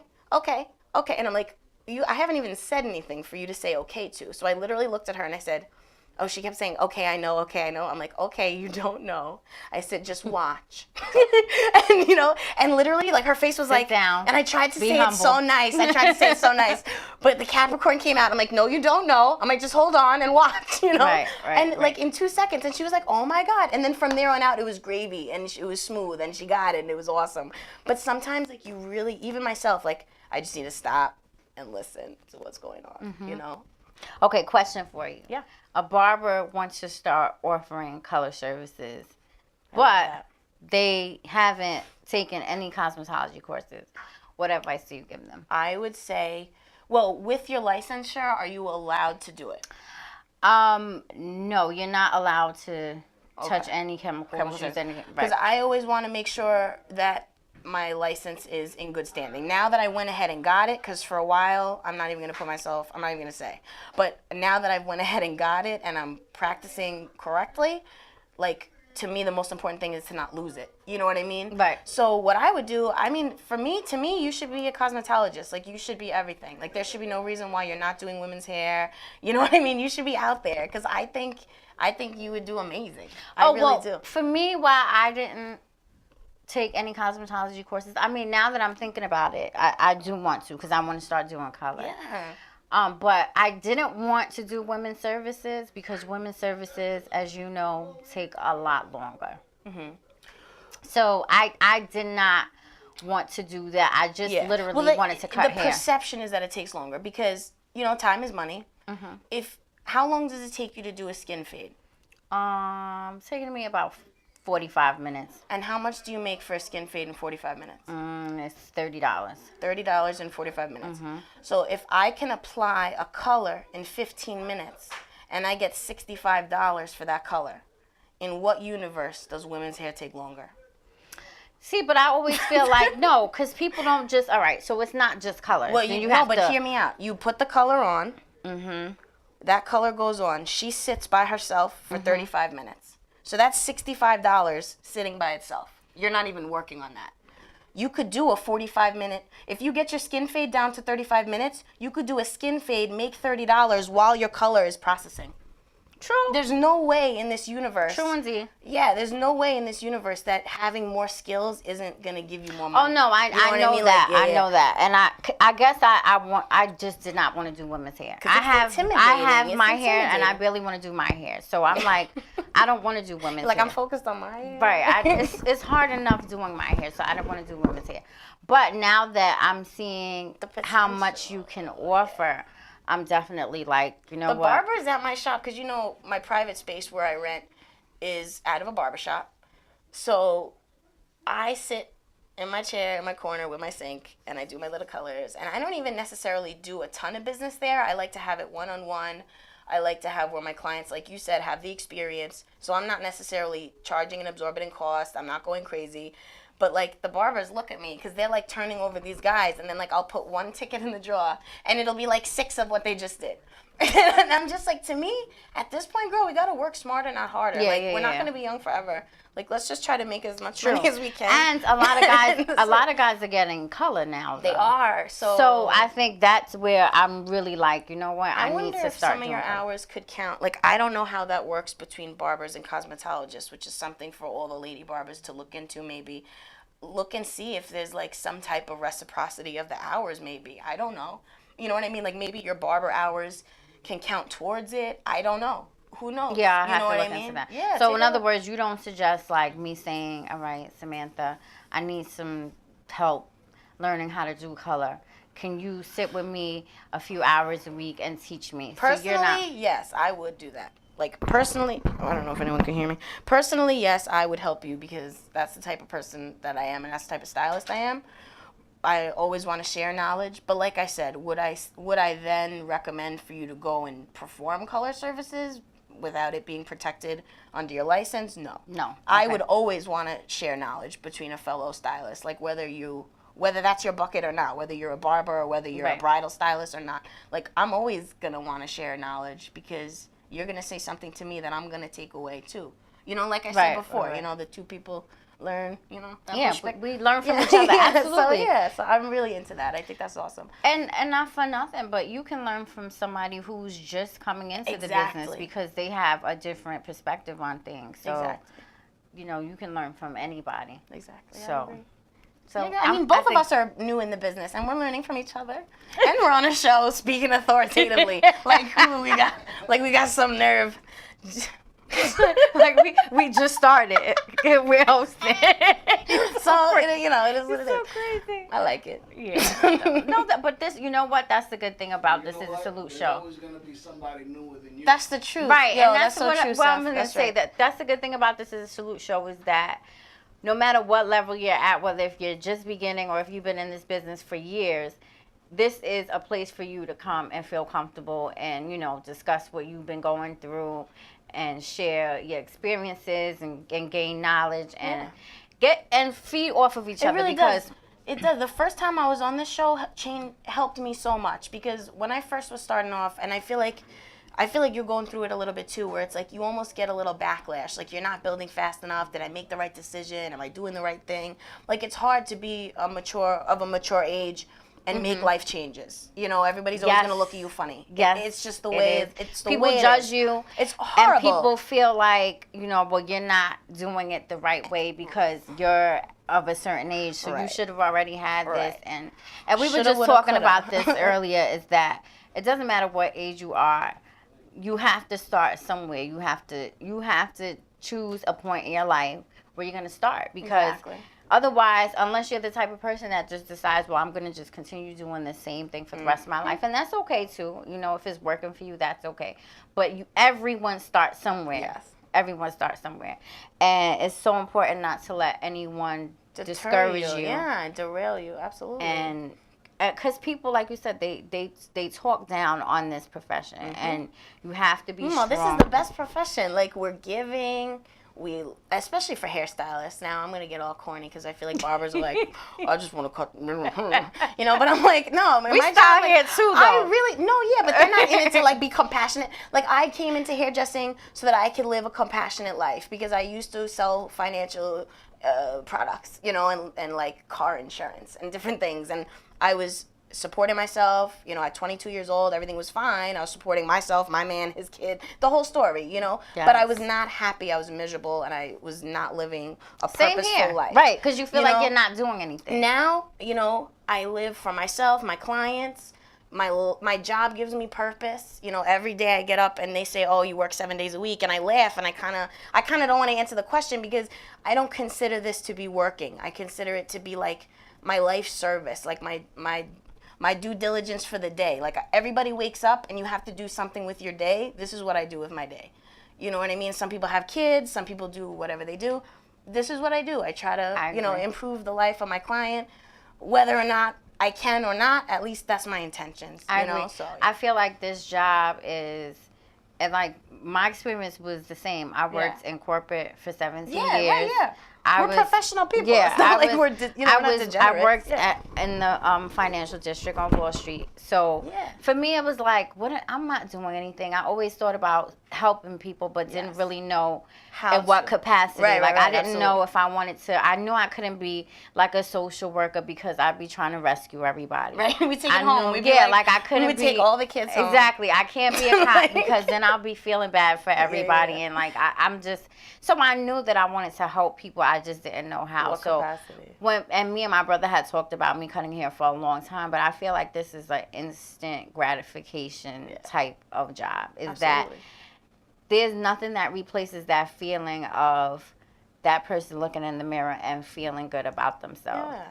Even like before the mirror, like, because to me, obviously, look at me, I'm not vain. Like, I'm not a stylist that obviously, like, my face Girl, is not highlighting. Shut up. So I'm like, you know what I mean? Mine is sorry, but Word. shut up. You're cute. Damn straight. I love that shit. So, but listen to me, like, at the end of the day, take the vanity out of it when they're at the shampoo sink, when they first walk in, when they leave. Like, there's so many times, like, when I say, like, I physically will, like, touch my clients, because you know what, some people, they go through their whole day without hugging, like, a single person. Well, they're just stressed out. They don't when hug they a walk single in. person. They don't smile at a single person. Nobody greets them affectionately. Like, it's really important to me to bring, like, humanity back to hairstyling and back to our society and our culture, because I feel like a lot of us have become very, like, disconnected from each other and just, you know, it's too much. We need to bring it back, and my way of doing it is through hair. So I know I'm able to touch a person's life by maybe making them laugh. Like, I try to make my clients laugh. We try to have a great time, you know, and hopefully they like their hair. Usually they do, you know, it's, you know, but that's it for me, you know. But you know what the funny thing about that is, even if they don't like their hair, they had such a good time, right? So it's like, and we always talk about that. Eli always says you have that barber that may be like a seven and a half like barber, but he has a great personality, or, you know, he's always on time, and that counts just as much, because you can be a great hairstylist and have a horrible attitude. Yeah. To me, that's the worst. Yeah, it's not worth it at that point. Yeah, I'd rather go to somebody who's not as skilled, that is, like, you know. And to me, the work should always be good. Like, don't get me wrong. I'm a perfectionist to the T. Like, but the work should always be with the intention of being the best it could be. But there's things that we can't change. That's my biggest issue, and my biggest hurdle is not taking things so personal. And my boss, I work at the Salon Project by Joel Warren. And I have to say, he's been amazing in helping me to allow myself to take a step back and not take everything personally, because I'm blessed with him in the sense that he validates my work. So I trust his opinion, that I know he's going to tell me if something that I put out there was BS or horrible work. He's not saying that. This client may not have been happy. They may have a perception where our creative, whatever conclusion we came to may not have been, you know, lining up. But I can't necessarily do anything about that at that point. You know, that's not a reflection on me or my work. I shouldn't take it personal. We shouldn't take it personally as stylists. Like, there's certain things that are just gonna be. And that's where I, as a stylist, am trying to learn and grow, is to not take everything home, not take everything personally. You know, not every stylist is for every person, but there's a cheek for every seat. Someone said that to me one time. And I'm like, you know what? I'm like, you're right, Deborah. It was a woman named Deborah. I'm like, you're right. You know what? I think a lot of times what happens is people come in with, like, unrealistic expectations. Oh, that's the next thing. Like, that's a whole and other we show. understand it differently, because we know, okay, so you brought this picture in, and, you know, it does look nice, and I understand that you want that. But you can't have that. You know what else I do, a trick? I put my thumb in front of because people come in with Mila Kunis, right? Or whoever. That's my TV girlfriend. So I'm like, I'm going to use that as an example. So you come in with a picture of Mila Kunis, right? Thank you. I'm like, thanks for bringing this today so I could look at it. And I put my thumb over the face. And I'm like, do you still like the hair? Because I'm like, you want to look like Mila Kunis, right? But I structurally can't change your face. Right. So what I do is I try to take the face out of the equation and ask them, do you still like this hair? And they're either like, yes. Most of the time they're like, not really. You know what I mean? So like at that point. So you're able to talk them off the ledge and suggest something up. With the picture, it's so much conversation. A picture is worth 1,000 words, because you got to talk them 1,000 ways out of this. Yeah. You know, so that's where that. Definitely. What would you say your, like, most discouraging experience has been? I had my most discouraging experience, like, recently. Really? Yeah. I cried at work. Oh. For the first, like, not for the first time, but the first time where, like, a client saw me cry. Normally, I'm like, you know, oh yeah. Oh my God. Oh my God. And I'm like a very strong, like, I'm not gonna. Oh yes.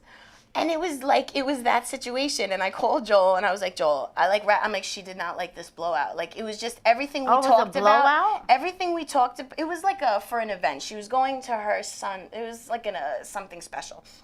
And so it wasn't just a blowout. I did like a Hollywood wave with the, it was gorgeous. But, and actually my client who was waiting, okay, this client, I've never had anyone do this to me. But she, after her hair was done, she actually went to the sink and wet her hair. Oh, no. I've never had that happen. So at that point, she went to, I put her in someone else's chair. Yes, girl. Yes, please. Oh my God, child, please. Hold on. That's why. Okay, so before that happened, did you and her have a conversation? Oh yeah, we had multiple conversations, but it was just not the type of person where a conversation was. So she was just a difficult client. Yeah, and I am the person that they send. I'm the one that takes the people that nobody can get through. You're the negotiator. I'm the one, like, if there's somebody that, I'm very good with whatever it is that it takes to do that, I'm the facilitator of that. This was just not working out fine. So my client that was sitting waiting, she, heard everything, and she was so sweet. She's like, Sam, she's like, I liked it before she wet it. And I'm like, so she wet it and did what? She got a new blowout, and she just got a regular blowout. No, I sent her to someone else. I sent her to someone else, and it was ironically a person that she had complained about. She had something to say about that blowout too. So she was just a difficult person. Yes, but that brings us right back to my point. This discouraging situation was really just a learning opportunity, because of all the times, last year I did numerous weddings. Over 60. How much? 60, how much? 62? Between all the vendors. I work with a lot of different vendors. 2 weddings. And a lot of those were with Glam Me Up. I have to shout out Glam Me Up with Kelly. To that. Yeah, shout out to Kelly. But realistically, not one person had an adverse reaction where they were mad at me or disappointed, we tweak it or whatever. This was the first time. Everybody was happy. This was the first time somebody, so I can't take one and say that is the standard. So basically it was you cannot please everybody 100% of the time. Even if you think you're perfect, you're not. You're not perfect.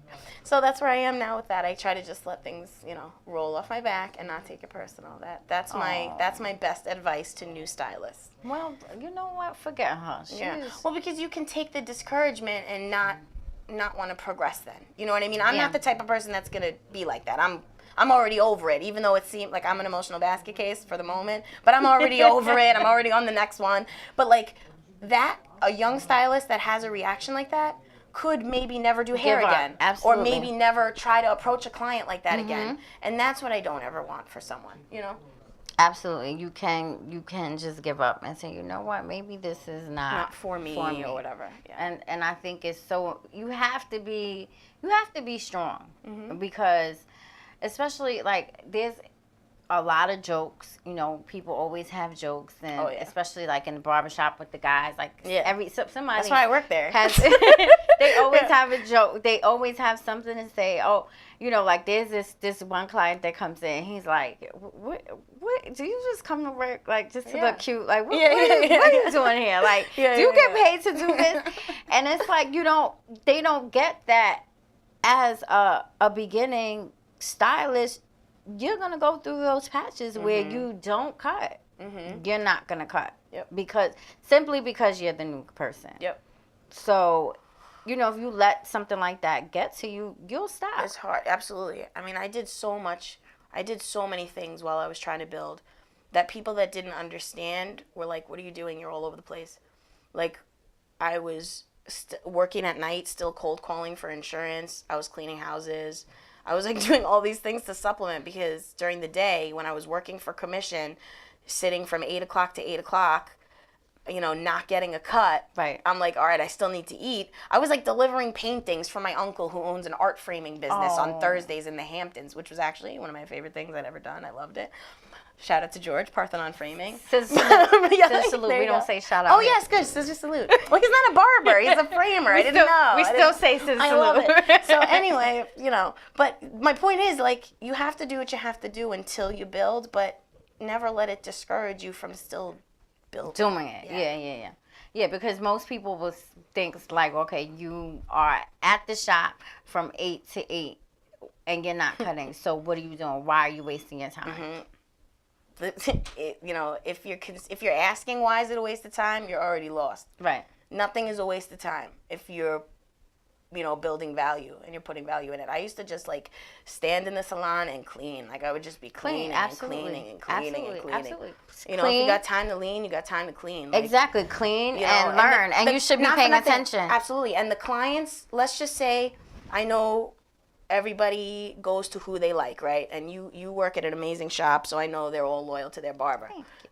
But if they see somebody in there hustling and working hard and not standing around, and they see, oh, so-and-so is, you know, moving the stations and cleaning behind the stations, they're gonna look at that person, you know, with value and say, you know what, maybe I will have them cut my hair one day. This person is hustling. Like, I respect that. So to where, oh, Tom is not here today, let me sit with Susie. Right. You know what I mean? Like, you know, Tariq I saw Jackson Susie says, hustling. Let me try her. Right. Because do you follow Tariq Jackson? Who? Tariq Jackson. No. I am. You have to follow him. He has Maybe so much knowledge. Is he the one that talks on?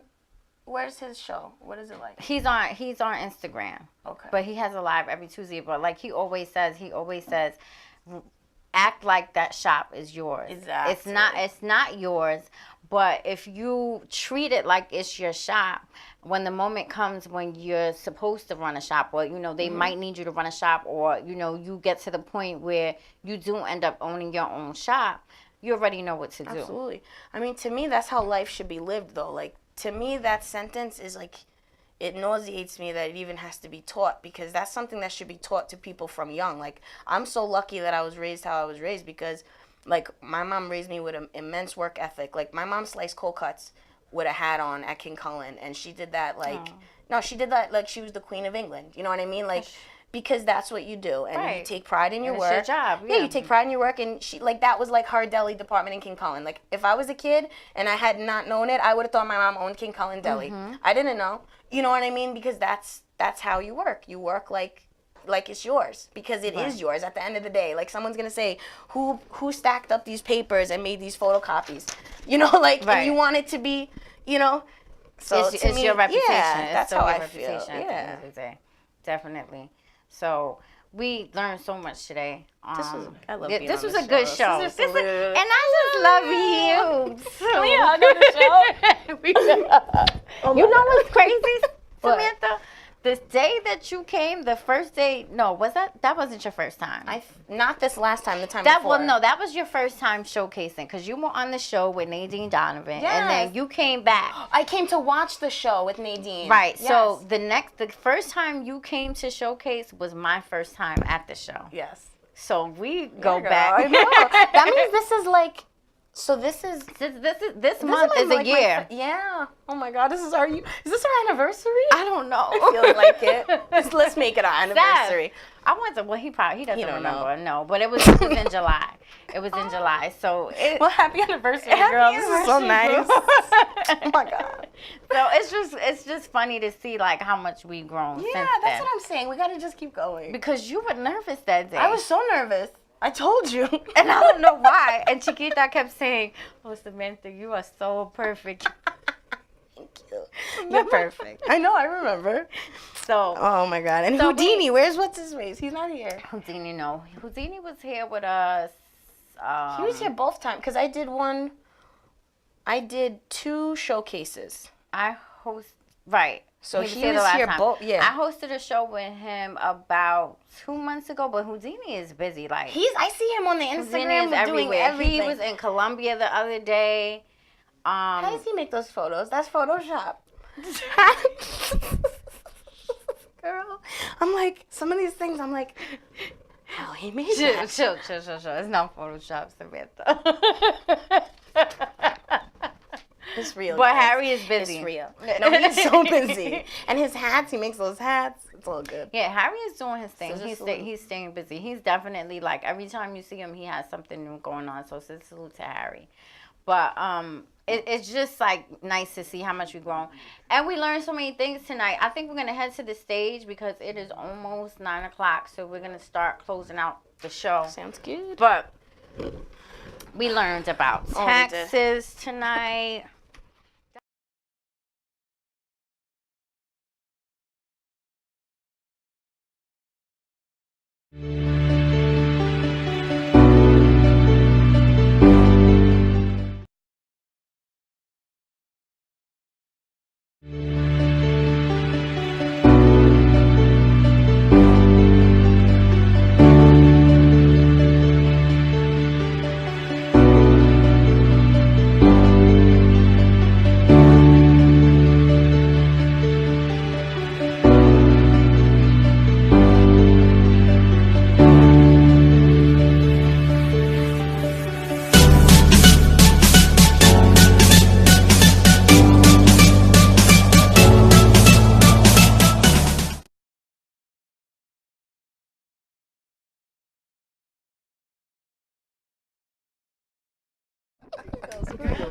I know, every time you do this. Oh my God, here it is. So we just want to thank everybody for tuning in.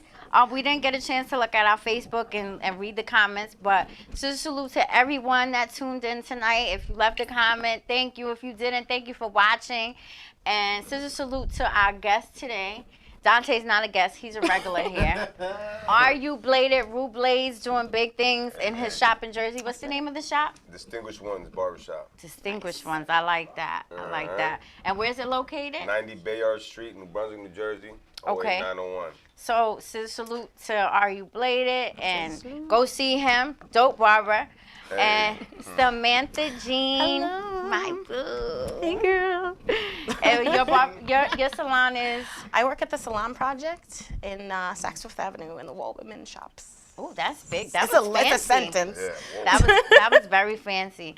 So we just want to say salute to Eli. He couldn't be here with us tonight, but we'll see him next week, hopefully.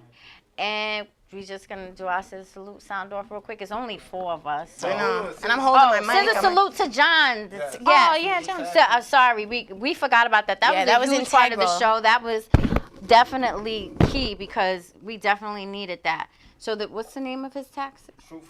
Truthful Taxes. And so definitely look them up. It's truthfultaxes.com, right? Yes, yes. And Instagram is truthful, I believe, _taxes. And also salute to Samantha because since my journey as I'm independent as well. A lot of people don't realize that I'm an independent financial broker. So with that being said, she's my first client since I've been independent. Salute to that. Salute to that. She's my first client. I'm not saying she's my only client, but she's my first. On his own, as an independent, away from New York life. Salute to that. Congratulations. Salute to that. So real quick, we'll do the salute sound off. When I say scissor, you say salute. We have to say as loud as we can. It's only 4. It's only 4 of us. I know this is corny. Wait, we need the mics. Wait. Yeah, turn on our mics. Everybody make sure your mic is up. turned on. Okay, they on? Okay. Ready? When I say scissor, you say salute. Scissor! Salute! Good night. Good night. Good night. Good night. Good night. Nah, No, that's corny. That's corny.